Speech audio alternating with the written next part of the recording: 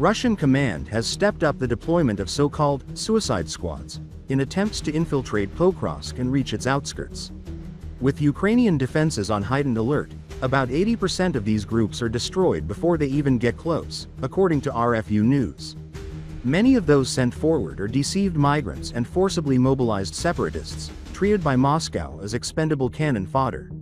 One of the most ambitious recent infiltration attempts targeted Pokrovsk from the south.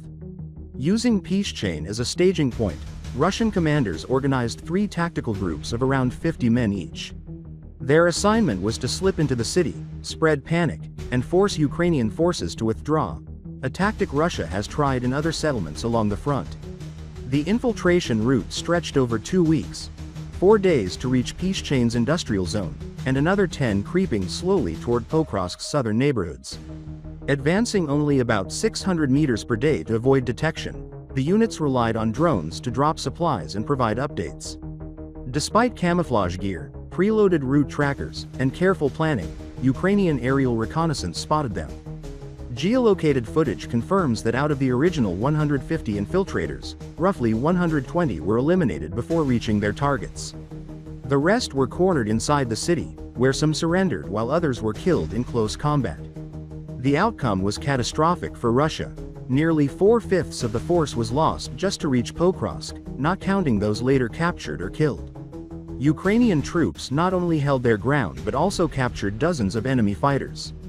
Soldiers of Ukraine's 425th Skala Separate Assault Regiment alone reported taking 32 prisoners during a week-long clearing operation. Video from Pokrovsk shows infiltrators flushed out of buildings and hiding spots, their weapons displayed as captured spoils. Still, these staggering losses have not changed Moscow's approach. On Pokrovsk's eastern flank, where battles are growing fiercer, new waves of expendable units are being prepared.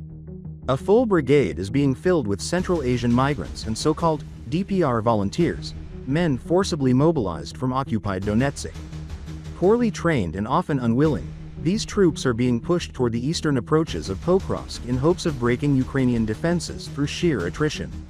Since 2014, many DPR formations have been staffed with criminals, marginalized individuals, and coerced locals, commanded by Russian officers. Now, this volatile mix is being thrown into one of the bloodiest sectors of the front with little expectation of survival. Russian analysts report that even separatist commanders who resist orders to squander their men often vanish without explanation, another sign of the brutal pressure from above.